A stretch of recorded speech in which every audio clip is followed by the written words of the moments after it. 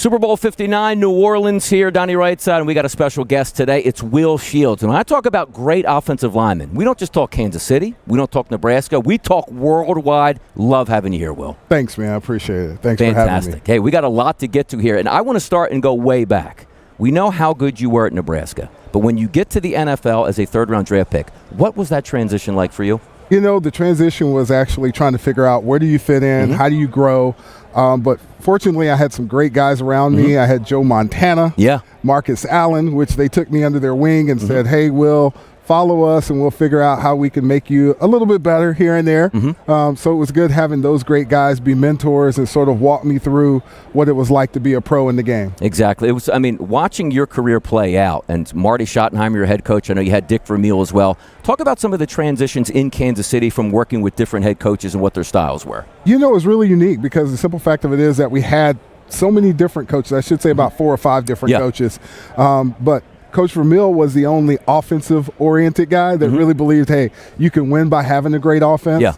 The rest of it was more built on defense. So, you know, I had Herm Edwards and Marty Schottenheimer and Gunther Cunningham for a little while, and those were all defensive-oriented guys. So they were more or less saying, hey, if you score 21 points, we should win.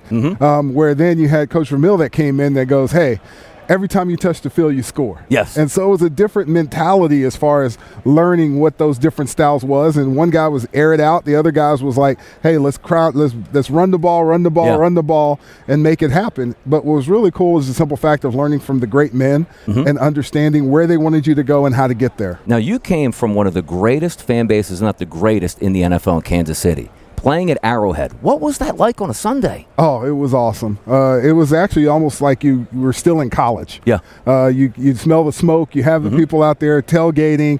You knew you were going to get a great crowd. And, you know, once they started saying the home of the Chiefs, it was on. It was ready to go and get yourself ready for a great game. But the fans are amazing. And that's what makes it a lot of fun. Absolutely. And talking about, like, the fans, the players alike, You're one in a million, as I say, because making the NFL Hall of Fame, you also made the College Football Hall of Fame. Like, how does that feel when you finally get – I know you were really good throughout your career, but you stand up on that podium. You got the bust right next to you. Like, how did that feel? You know, it's very surreal. It's that understanding of that this is not only, you know, what you've put together – all the work is sort of accumulated into something beyond what you could ever imagine. It's not like I played the game to get into the Hall of Fame. It was reverse. You know, you played the game to be around your guys and to make sure that you were accountable every week and that kind of stuff.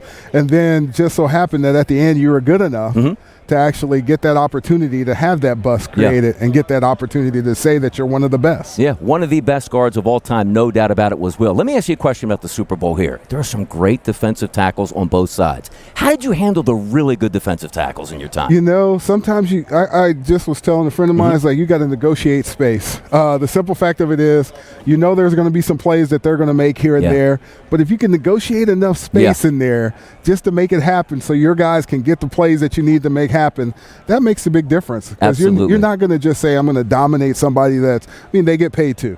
They're big guys, they're good, they're strong, they're fast. But the question is, how can I win a little bit more than what they need to win to make sure the game happens? Now, you're doing big things also on the field as you have and off the field. The NFLPA here, I know you're doing some big things with cancer screenings. Explain to us here what we can look forward to that. Well, what's really great about this is that this is Gear Up for Cancer, and basically what we're doing is talking about all the cancer awareness of what's going on.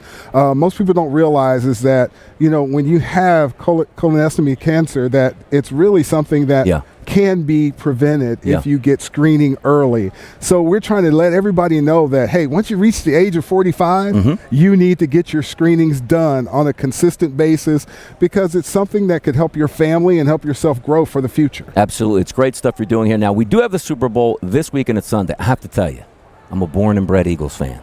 So I would really like if you looked right in that camera and said, you know what, Donnie? I think the Eagles win this Super Bowl. Is that going to happen right now? You know, I think it's going to be a great game, and I always say you can't count out the Chiefs. That's for sure. And I just say, you know, I want to see a great game, back and forth. You know, we've had a couple of Super Bowls here lately, and we got to face you 2 years ago. So I think it'll still be a great game, and I look forward to whoever wins. Absolutely fantastic stuff. One of the best guards of all time in NFL history. That's Will Shields. It's Donnie Rightside right here live from Radio Row. Thanks so much, Will. I appreciate it. Thanks for having me. Appreciate it.